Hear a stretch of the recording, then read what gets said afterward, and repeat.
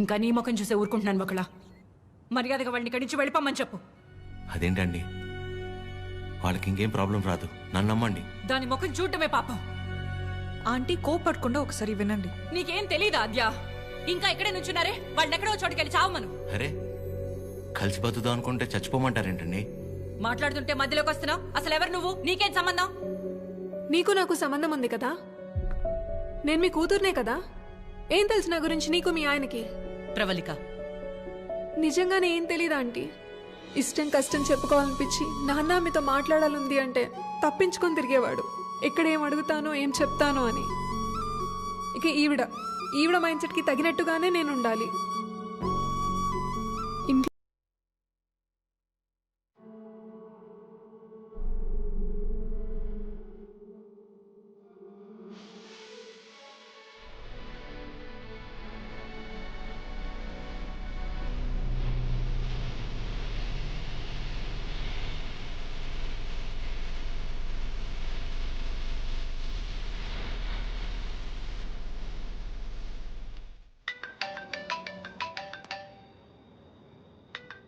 చెప్పండి. ఏం చేస్తున్నావు? ఏం లేదండి, నాకు బాగా ఇష్టమైంది మీ దగ్గర ఒకటి ఉండిపోయింది. అది ఎప్పుడు తిరిగిస్తారా అని ఆలోచిస్తున్నా. అవునా? ఏంటది? నిద్ర అండి, నిద్ర. రేపు పొద్దున మా అమ్మ బ్రేక్ఫాస్ట్కి రమ్మంది. ఏ? ప్రవళిక విషయంలో హెల్ప్ చేసావు కదా, అందుకే. అయితే టిఫిన్ పెట్టి 1000 నోట్ 10 ఇచ్చి పంపించేస్తారా? ఏం సార్, సరిపోదా? మీరేమంటే అది తప్పదు కదా, పెద్దోళ్ళు. ఇంకా కనపడవు కానీ నీకు నేనంటే ప్రేమే కదా. అమ్మ పిలుస్తుంది. I'll call you later. Hello hello. Bye.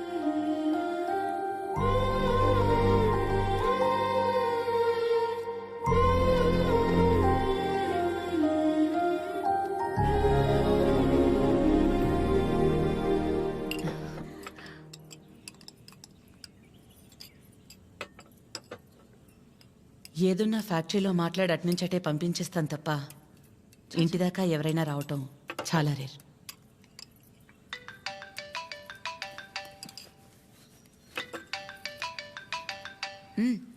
మాట్లాడు, పర్లేదు. పర్లేదండి, అంటే 9 అయింది కదా, తిన్నానా లేదా అని అమ్మ ఫోన్.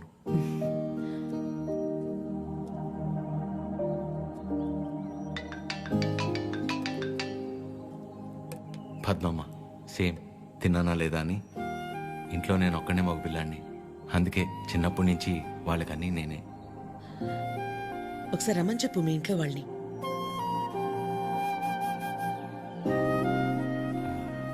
పర్లేదండి. పర్లేదేంటి, రమ్మను. వాళ్ళు ఫ్యాక్టరీ చూసినట్టు ఉంటుంది, నేను ఒకసారి వాళ్ళని కలిసినట్టు కూడా ఉంటుంది. ఏమద్యా? అవునమ్మా, రమ్మని చెప్పండి. సరే అండి. అవన్నీ నేను చూసుకుంటాను లేరా ప్రేమ్.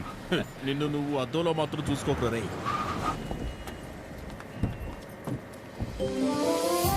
చిరు, ఎలా ఉన్నావురా? బాగుందమ్మా. నువ్వు లేకుండా ఇంట్లో ఏం తోచట్లేదు. టైంకి తింటున్నావా? ఇక్కడంతా బానే ఉందిగా. ఎక్కడ ఉంటున్నావు? షూ. అన్నీ ఇప్పుడే చెప్పాలా, తర్వాత చెప్పచ్చా? సరే తర్వాత మాట్లాడుకుందాం. ఒకల గారు, నమస్తే. నమస్తే. లక్ష్మమ్మ, పద్మమ్మ, శారదమ్మ, శాంతమ్మ, గౌరమ్మ. అందరూ అమ్మలు సరే, ఇంతకీ అసలు అమ్మెవరో? కడుపులో 9 నెలలు మోసాను కాబట్టి సీనియర్ అనే తప్ప వాడి విషయంలో అందరూ ఈక్వలే. ఆద్య ఎక్కడ? అంటే పద్మమ్మ అందరినీ బాగా కలిపేసుకుంటుంది అనమాట. కీర్తన పెళ్లి జరిగింది కదండి, అక్కడ కలిశారనమాట. అంతే కదా. ఇంట్లో ఉంది. Hello aunty. నమస్తే.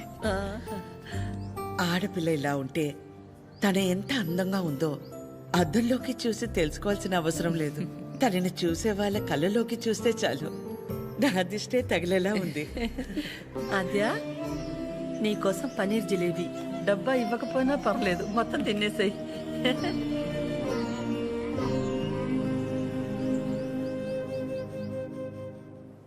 ఏంటి ఆద్య, ఇంకా ఏం ఆలోచిస్తున్నావు? ఆంటీ చిరు వాళ్ళందరితో బాగానే క్లోజ్ అయ్యారు కదా ఆద్య. అదే problem Pravalika.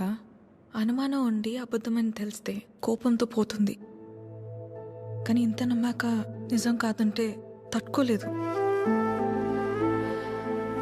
And that two ఇదంతా తెలిసి నేను సైలెంట్గా ఉన్నానని మా అమ్మకు తెలిస్తే ఎవరున్నా లేకపోయినా నా లైఫ్లో అమ్మ ఉండాలి.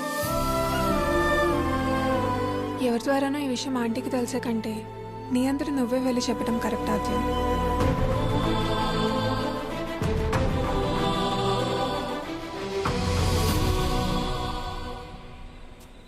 ఆ గొలుసు కొనడానికి మా లక్ష్మి 4 షాపులు తిరిగింది. ఫ్యాక్టరీ వర్కర్స్ లా కాకుండా ఫ్యామిలీ మెంబర్స్ లా చూసుకుంటున్నారు. ఇక్కడ పనిచేసే వాళ్ళ పిల్లల చదువులు, వాళ్ళ మంచిళ్లే కాక ఇప్పుడు వాళ్ళందరికీ ఇళ్ళు ఉన్నోళ్ళందరికీ ఇలా ఇవ్వాలన్న ఆలోచన ఉండాలని లేదు కదా భయ్యా. చాలా థ్యాంక్స్ మేడం, మాకెంతో చేస్తున్నారు. మా మేడం చాలా గ్రేట్ భయ్యా.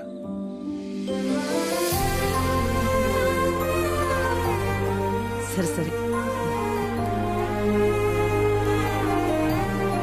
రే ప్రేమ్, ఫుడ్ ఐటమ్స్ లో ఏం బాగున్నాయి రా? అన్నిటికంటే నువ్వు రా అన్నది బాగుందిరా. కూర్చోండి ఆంటీ. ఏంటి అందరూ చాలా సీరియస్గా మాట్లాడుకుంటున్నారు? ఏం లేదు, నీ గురించే. ఫ్రిడ్జ్లో పెరుగు ప్యాకెట్ పెట్టడం మర్చిపోతేనే మేమందరం కలిసి 10 నిమిషాలు మాట్లాడతాము దాని గురించి. అలాంటిది నువ్వు ఒక్కదానివే ఫ్యాక్టరీ, ఇల్లు, బిజినెస్ ఇదంతా ఎలా సాధ్యపడిందా అని. ఓ అదా, ఆద్య వల్లే. లైఫ్లో ఇంకో హోప్ లేదు, అంతా అయిపోయిందనుకున్నాను. అప్పుడు ఆద్యకి 8 ఏళ్ళు. ఒకరోజు నా దగ్గరికి వచ్చి, అమ్మా నేనేమైనా తప్పు చేశానా అంది. నువ్వు తప్పు చేయడం ఏంటి అంటే ఏమందో తెలుసా? నేనే నీ ప్రపంచం అంటావు కదమ్మా, నువ్వెలా ఉన్నా అది నా వల్లే కదా.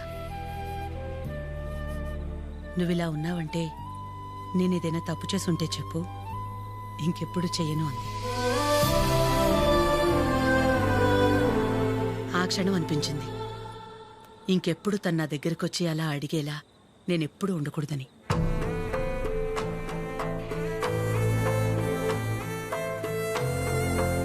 అందరిలా నా కూతురు కాదన్న నమ్మకమే నా బలం.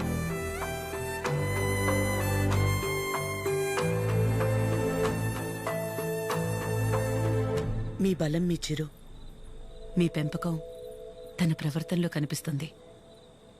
చాలా బాగా పెంచారు మీ చిరుని. చిరు, ఇంతమంది ఆడవాళ్ల మధ్య పెరగడం నీ అదృష్టం.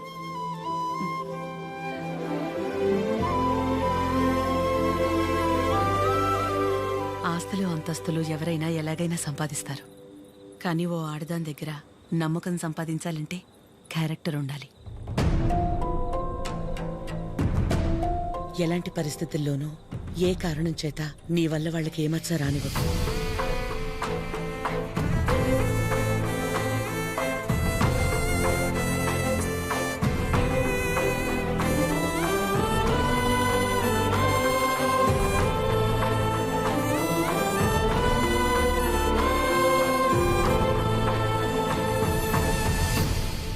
బయలుదేరిపోవడం ఏంటక్క?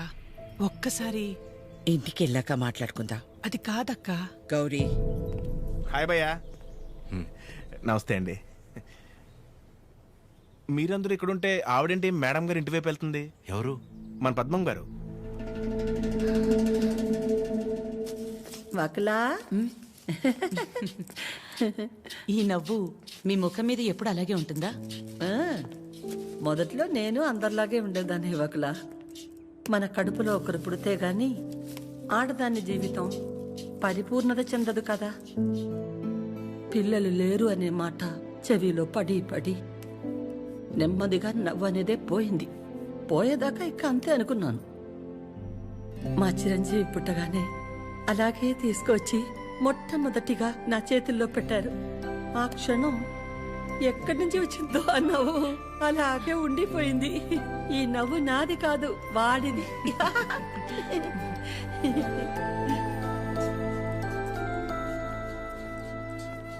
నీకు మొక్కలంటే బాగా ఇష్టం అవ్వకులా? ఈ మొక్కల విషయంలో మాత్రమే ప్రపంచం ఆడా మగానే తేడా చూడదు. మా చిరు కూడా మొక్కలంటే బాగా ఇష్టం. ఇంట్లో ఎటు చూసినా ఉంటాయి. అన్నీ వాడి తెచ్చినవే. మా ఇంటికొచ్చి చూడాలి, ఎప్పుడు సందడే. నవ్వు లేకుండా నిమిషం ఉండదు. నువ్వు కనుక మా ఇంటికి వస్తే ఫ్యాక్టరీ వద్దు ఏమీ వద్దని అక్కడే ఉండిపోతావు. వీలు చూసుకుని ఒకసారి వస్తాం. ఒక్కసారి ఏంటి వకులా? నువ్వు అనాలే కాని ఆద్య ఇల్లు నీ ఇల్లు కదా ఏంటి? మా చిరుకి ఆద్య అంటే ప్రాణం. ఆద్యకి కూడా మా చిరు అంటే చాలా ఇష్టం. కానీ నీ గురించి ఆలోచించే మా చిరుకి ఆద్య దూరం అయింది. అందుకే అందరం కలిసి చిరుని ఇక్కడికి పంపాము.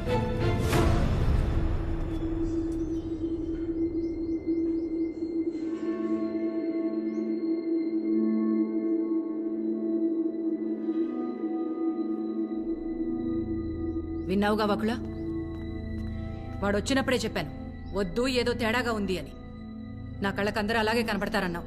ఇప్పుడు చూడు, నా కళ్ళకు కనిపించింది నిజమైందిగా. సరిత గారు మాట్లాడకు. మీరు ఆడాళ్లేగా. సాటి ఆడదాన్ని మోసం చేయడానికి మనసెలా ఒప్పింది? అసలు నిన్ను తన్నాలే పట్టుకుని.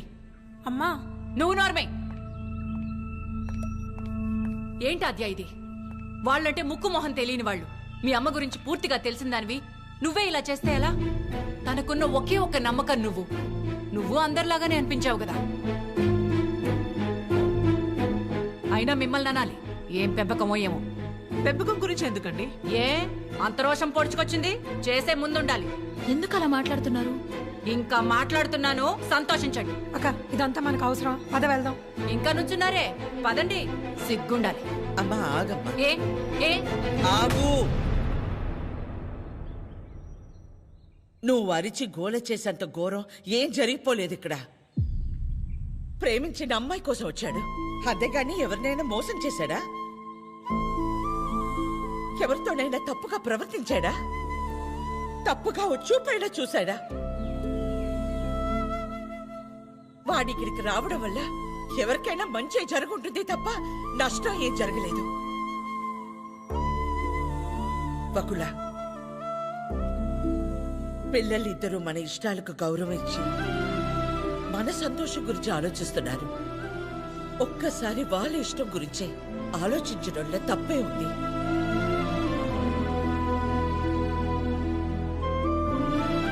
ఎవరి వల్ల వాడి ఇబ్బంది పడితేనే చూడలేను.